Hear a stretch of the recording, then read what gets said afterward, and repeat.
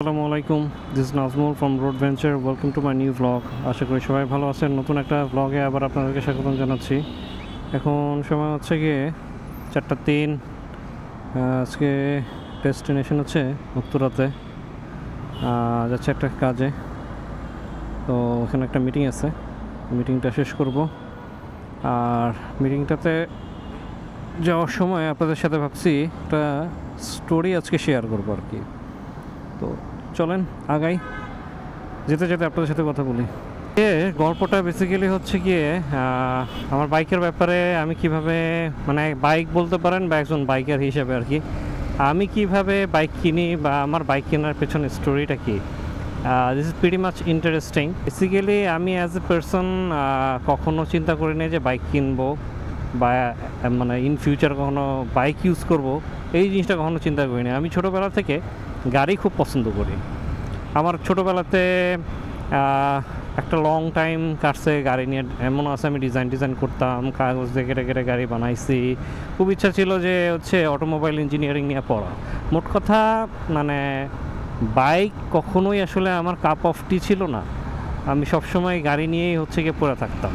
বাইকের ব্যাপারে কখনো কোনো দিনও ইন্টারেস্ট জাগে নাই, বাইক কিনবো, বাইক নিয়ে রিসার্চ করবো। সবসময় গাড়ি নিয়ে ঘাটাঘাটি করতাম এবং এতটাই ঘাটাঘাটি করি যে আমি এখনও মাঝে মধ্যে ঘাটাঘাটি করি যে কোন গাড়ি কোন ব্র্যান্ডের বা কী ফিচার না আছে না আছে, এগুলো না অনেক ঘাটাঘাটি করছে এক সময়। তো বাইক কিনবো আসলে বাসা থেকে কখনো মানে পারমিশন দেয় নাই বাইক কেনার ব্যাপারে। আমারও যেটা বললাম যে আসলে এভাবে প্ল্যান ছিল না। সবসময় চিন্তা করছি যে যদি কখনো টাকা পয়সা হয় গাড়ি কিনবো, কিন্তু আসলে গাড়ি কিনলেই তো কেনা হয় না। এমনও আছে আমি একবার গাড়ি কেনার জন্য অ্যাটেম্প্ট নিয়েছিলাম। তো ওইখান থেকে আমার আসা যাওয়া খুব কষ্ট হইতো। তো ওই সময় একবার চিন্তা করছিলাম বাইক নিয়ে। তখনও কিন্তু আমি বাইক চালাইতে পারি না। তো পরে চিন্তা করলাম ঠিক আছে বাইক কিনে, আমার কাছে একটু টাকা আছে। তো বাইক দেখেও আসছিলাম, রানারের একটা বাইক ছিল, রানার বুলেট। আমার স্পেসিফিকলি মডেল নাম্বারটা মনে আছে, কিন্তু বাজেট এরকম ছিল না, আদৌ টাকা পয়সা কম ছিল। তো বুলেট বাইকটা নিতে চেয়েছিলাম। পরে বাসায় বলার পরে বাসা থেকে আসলে মানে টোটালি না, কারণ অনেক অ্যাক্সিডেন্ট এইসব অনেক হাবি যাবি। তো এই জন্য বাসা থেকে কখনোই কোন বাইকের ব্যাপারে পারমিশন ছিলই না। তো আমাকে এইভাবে বলছে যে মানে খুব রাফলি বলছে যে আসলে বাইক কোনোভাবে অ্যালাউড না। তো পরে ওই তো যাই হোক, কথাবার্তা শোনার পরে আসলে বাইক কিনবো কখনো চিন্তা করি নাই। তো বাইক কেনার ইচ্ছা যেটুকু ছিল মানে পারপাস থেকে আর কি, আসা যাওয়ার পারপাস থেকে আসলে বাইক কেনার ইচ্ছা ছিল। আর ওই সময়টা আসলে বাইক সম্পর্কে আমি কিছু জানতামও না। 2015-16-তে আমার বাইক চিনিই না। আমি জাস্ট খালি পালসার চিনতাম, এফজেড চিনতাম, এছাড়া আমি কোনো বাইকই চিনতাম না।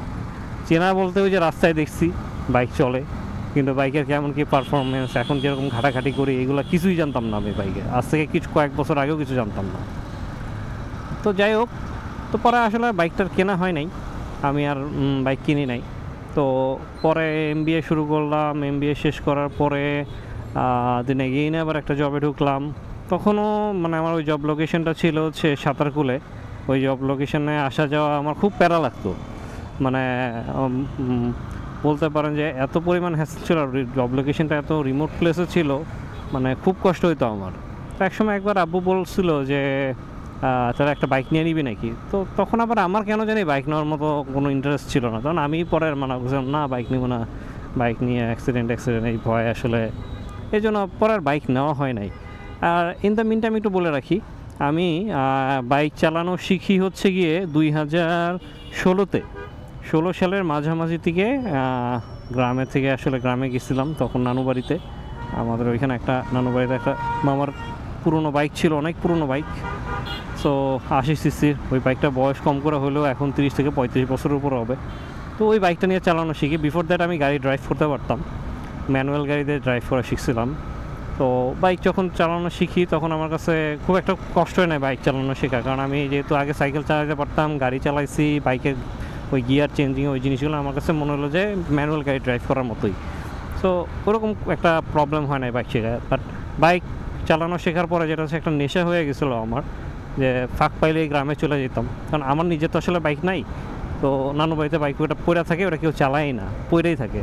সো চিন্তা করতাম যে ঠিক আছে গ্রামে গেলে 4-5 দিন থাকলাম বা 5-7 দিন থাকলাম, বাইক টাইক চালাইলাম, ভালো লাগবে।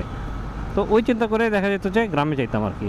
গ্রামে যেতাম, বাইক চালাইতাম বা কোনো ফ্রেন্ড সার্কেলের বাইক যদি পাইতাম, জাস্ট ধরেন এই মাথা থেকে ওই মাথায় জাস্ট একটা রাউন্ড দিয়ে আসতাম এরকম। তো এইভাবেই যাই হোক মাঝখানে অনেকগুলো বছর কেটে গেল।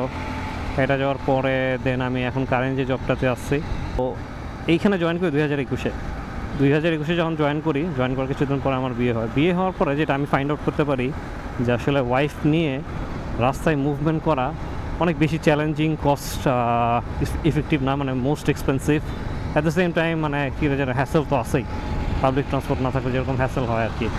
তো এই জন্য তখন মনে হলো যে আসলে একটা বাইক থাকলে ভালো হইতো। কিন্তু যখন নতুন বিয়ে করছি, তো নতুন বিয়েগুলো যেটা হয় সবার একটু মানে খরচটা বেশি থাকে ওই সময়টা। আসলে বাইক কিনবো করে আমার কোনো সেভিংসও ছিল না বাইক কেনার মতন। তো অনেকদিন যে চিন্তা করছিলাম বাইক কিনি, আর বাইক কী কিনবো আসলে। আমার কলিগ তখন যারা ছিল অফিসে, আমাদের টিমের মধ্যে আমার মনে হয় সম্ভবত 20 জন ছিল, বা আমার এক্স্যাক্ট কাউন্টটা মনে নাই তখন। তো ধরেন যে 60%-এরই বাইক ছিল, মোটরসাইকেল ছিল। তো পরে আর আমার ওই সময় আসা যাওয়া এত কষ্ট হইতো, গুলশান 2 থেকে আমি যখন অফিস থেকে বেরোইতাম, আমি এমন আছে রাত 10টার সময় 8টার সময় বেরোইছি অফিস থেকে, এবার 10টার সময় বাসায় ঢুকছি। ঘন্টার পর ঘন্টা বাসের জন্য দাঁড়ায় আসছি, কাকুলিতে কিন্তু কোনো বাস পাই না।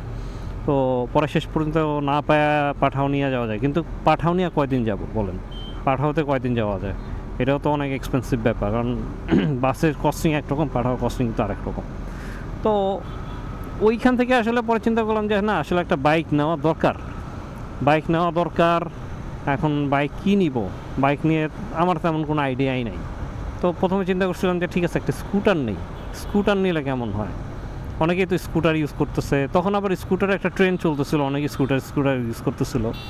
তো আমি আমার ফেলো কলিগদের সাথে কথা বললাম যারা মোটরসাইকেল ইউজ করে, তোরা আমাকে এক বাক্যে বললো যে না, স্কুটার নো, কজ ছোটো চাক্কা ফিজিক্স ওয়াইজ ছোটো চাক্কা রিস্কি, স্কিড করবে, অ্যাক্সিডেন্ট করবে, ব্যালেন্স ভালো না, আর রিসেল ভ্যালু ভালো না। আপনি এত টাকার একটা জিনিস কিনবেন, ওটা যদি রিসেল ভালো না হয় তাহলে ওটা চালায় লাভ আছে।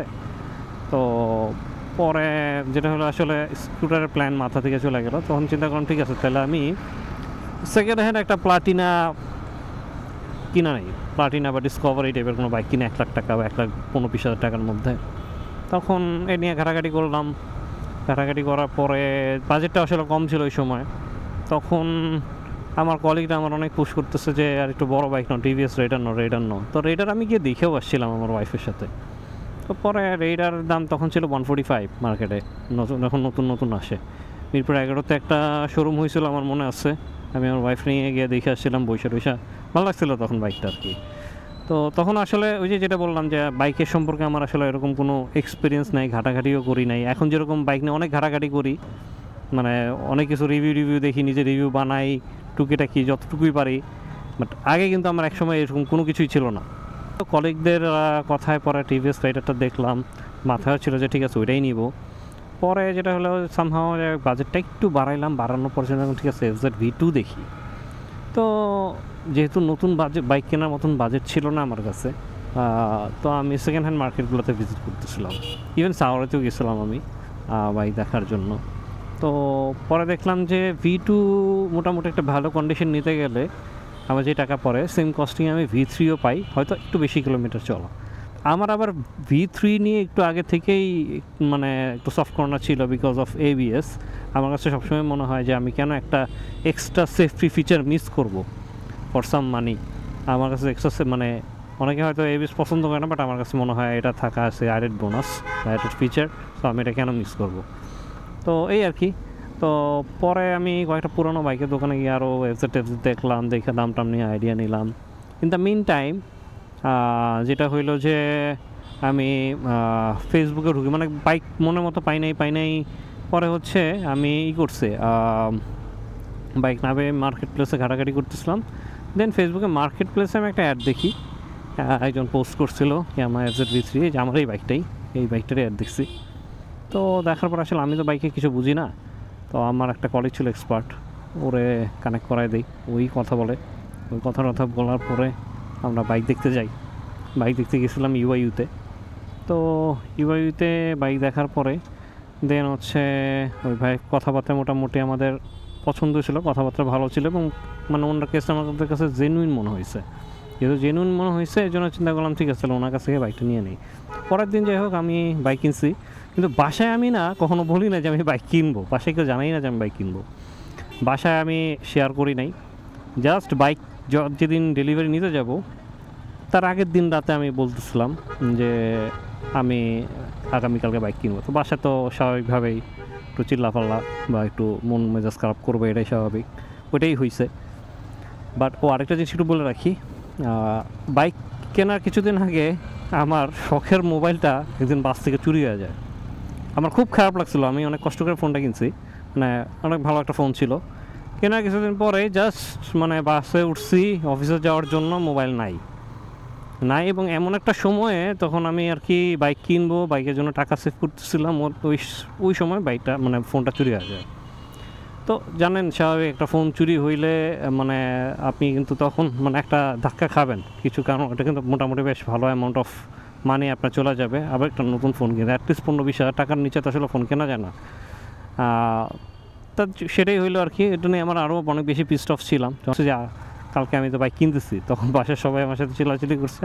পর আমি বললাম যে দেখো এরকম এত প্যারা নিয়ে কয়দিন আর অফিসে যাব, তো এইভাবে তো আসলে মুভ করা সম্ভব না। তো পরে আর কি আমি ওই যাই হোক বাসায় সামহাও কোনোভাবে ম্যানেজ করে পরের দিন আর কি বাইকটা নিয়ে আসলাম। তো এরপরের কাহিনী যেটা হচ্ছে, আমার ওই সময় ড্রাইভিং লাইসেন্স ছিল না বাইক কেনার সময়, আমি জাস্ট বাইক কিনে নিয়ে আসছি, এরপরে ড্রাইভিং লাইসেন্স করি।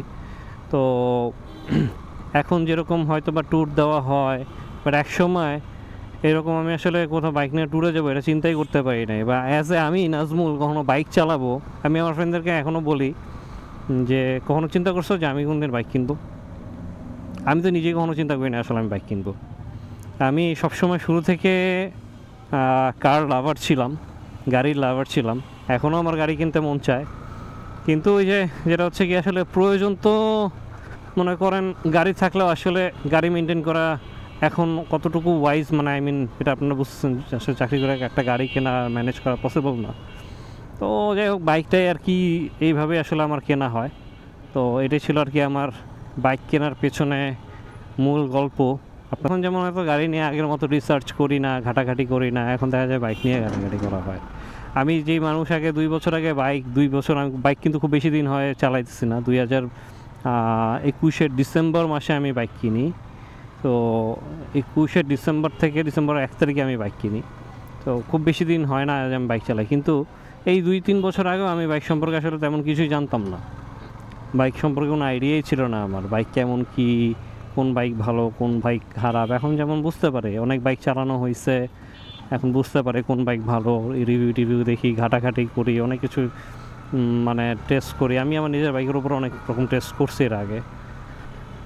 তো এই আর কি, এই হচ্ছে অবস্থা। তো আপনাদের সাথে আমার ছোট গল্পটা শেয়ার করতে করতে চলে আসছে আমার মিটিংয়ের লোকেশনের কাছাকাছি। তো অলরেডি হালকা হালকা বৃষ্টিও শুরু হয়ে গেছে, আমি জানি না মিটিং শেষ করে কতক্ষণ লাগবে, বা মিটিং শেষ হওয়ার পরে আবার বৃষ্টির মধ্যে পড়বো কি না। তো আপাতত এখান থেকে একটু বিদায় নেই, আবার হচ্ছে নেক্সট পার্টে আপনাদের সাথে আবার দেখা করতেছি। ওকে, মিটিং শেষ করছি, এখন বাসা থেকে আগাচ্ছি আর কি।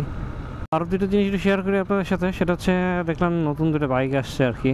এই 2টা বাইক নিয়ে, নতুন 2টা বাইক বলতে আসলে একটা বাইকের লঞ্চিং হয়েছে, হিরো থ্রিলার 4V, এবং খুব ভালো একটা দাম দিছে, 2,40,000 টাকা। যদি হিরো আফটার সেল সার্ভিস ভালো ইনশিওর করতে পারে, আই গেস এই বাইকটা হিট হইতে পারে, কারণ এরকম প্রাইসে, কম প্রাইসে ডুয়েল চ্যানেল ABS, FI, তারপরে হচ্ছে 4 ভালভ ইঞ্জিন, মানে সিঙ্গেল সিট, সব কিছু মিলে বাইকটা আমার কাছে একটা কমপ্লিট প্যাকেজ মনে হয়।